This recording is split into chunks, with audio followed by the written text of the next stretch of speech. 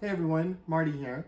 It's time for tamales, and we're gonna do it the easiest way possible. Come with me and I'll show you.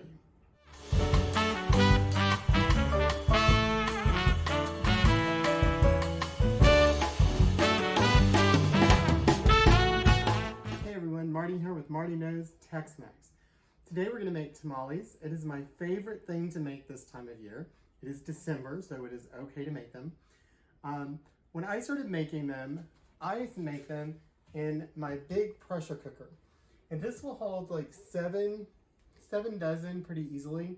And that's typically what I would make.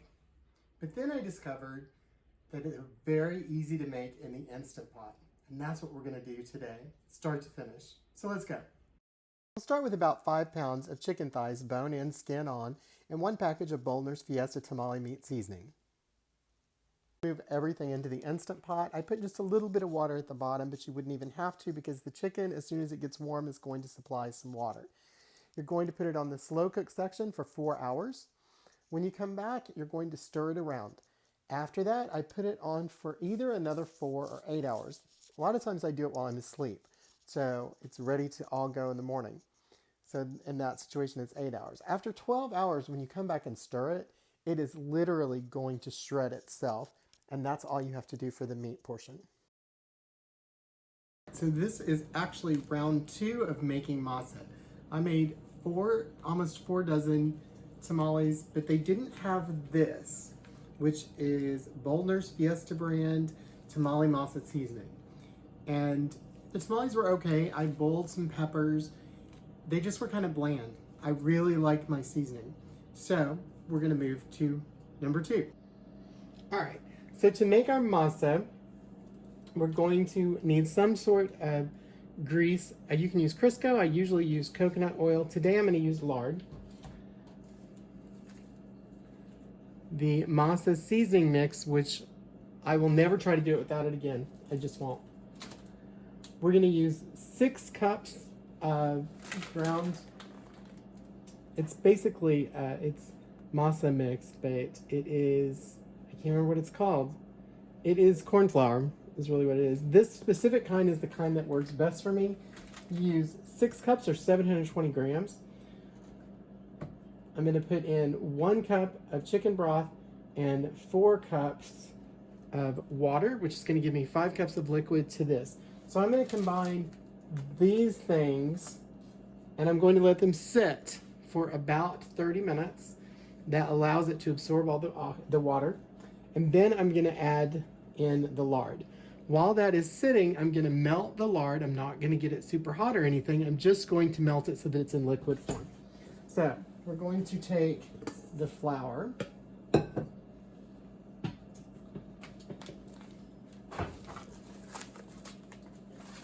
The seasoning mix, which I don't always use the whole thing, but after having bland tamales, yeah, I'm using the whole thing.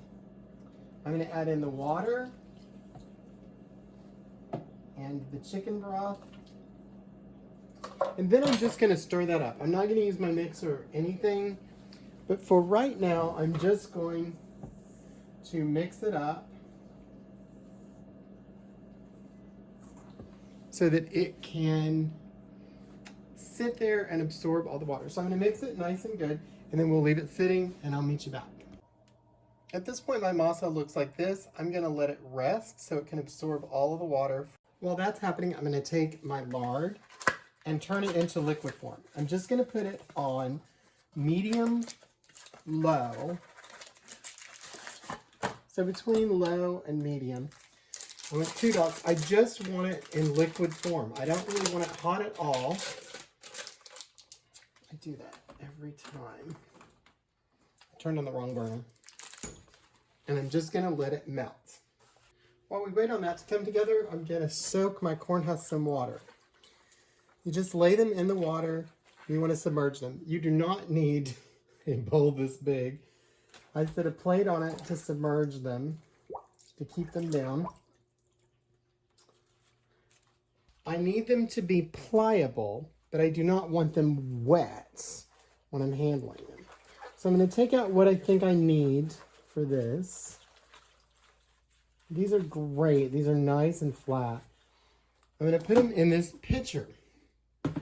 And that's going to let the water all run down to the bottom. And I can take them out as I need them. The rest of them, until I'm ready for them, I'm going to leave in there. I'm going to put the plate back on it and we'll get started. All right, my masa has been sitting for 30 minutes. It's given it time to absorb. I'm going to add the liquid masa. It's hot, but it's not like, it's just melted. And I'm going to add some, and then I'm going to blend it in.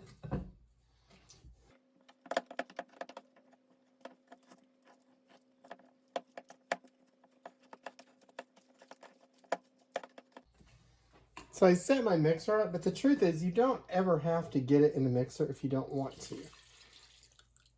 You definitely do not want to put it in the mixer and just start it up, because that oil will go everywhere.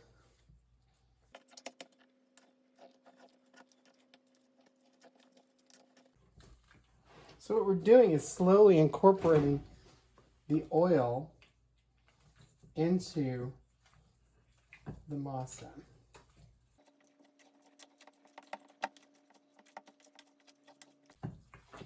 Now, if you try to do this before you let the masa flour, the corn flour, and the liquid blend and sit, it becomes a much drier masa.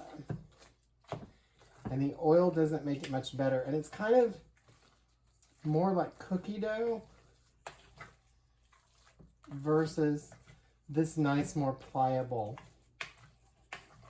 masa. You see, as you can see, the consistency. We just keep going, and you really, if you want the nicest, lightest, best tamales, you want the lightest masa. And so you can whip it with the mixer. But I don't think I'm going to even have to do that with this.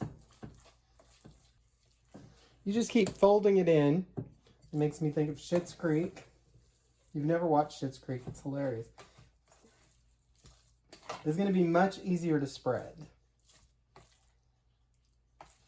So our tamales are going to go a lot faster because we have this very wet dough. But it's not runny or anything. It's just very wet and easy. What would you say that it's similar to? Comment, if you will, and tell me what I should be comparing it to. It's like wet sand, kind of. I don't even know. It's much wetter than cookie dough is all I can say. But certainly not cake batter or anything like that. It's still a nice dough. All right. I'm going to set that over there and we're going to build our station. All right, we're going to see how this works. This is my station, this is my masa, this is my meat. What I'm going to do is pull out corn husks and put them here. I want to do it on the smooth side. You can feel which side the smooth side is. I'm going to use a spatula. I'm going to get about this much on there, and I'm going to spread it down. Now, my meat, because I've already made some, is nice and cool. The great thing about that was I got rid of every part of the meat I don't like. I don't like gristle. I don't like just anything that seems gross to me. And it's much easier to handle when it's small, when it's cold. So I'm going to put this on one edge and I'm going to fold it over. And as I fold it, I'm going to try to pick this up and fold over completely. I'm going to eventually wrap it.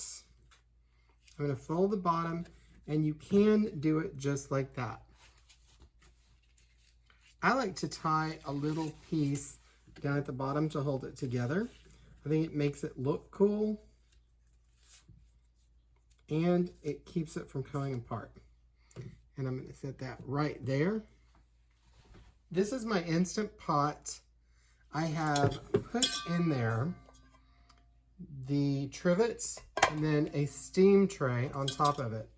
I'm going to add a cup of water and then I'm going to go ahead and stack these as I do them. A cup of water is more than enough.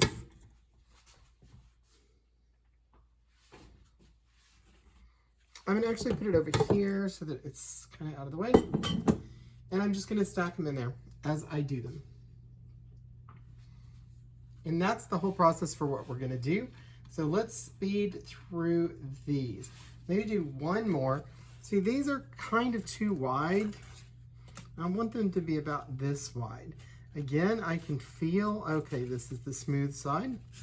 You can feel, I'm going to get about this much. You want to just wipe it on there, spread it on.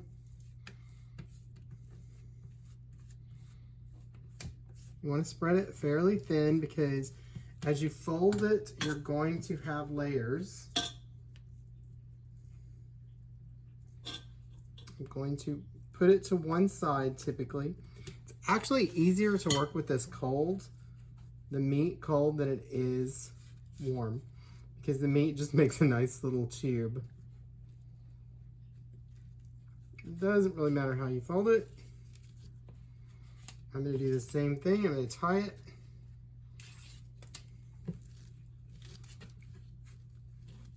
And I'm going to do this 23 more times. I'm not going to make you watch every one of them. I'll meet you on the other side. All right, so I believe I have 30 in there. I don't want to go higher than this top, but it's okay to go past the fill line because it's not liquid. So, and it's not going to block anything. Notice I still have, after doing half, I started off with half of the meat. So now I have about a fourth left, and I have about a half of this left, which puts me right on target to have 60 or 5 dozen out of this. So that shouldn't be a problem. So we're going to move them to the inside. All right, so super easy. I'm going to put my container inside. I'm going to put on my lid and I'm going to set it to manual for 30 minutes. Once it's done, I'm going to let it come back down to pressure naturally. So it's going to be a natural release. I'm not going to release it when it's done. So probably it's 45 minutes. But I have 30 tamales in there. So I'll meet you back after. As it turns out, this was actually 36 tamales. So I made 3 dozen. So that is right on par with what you should be doing. So the moment of truth. How do they taste?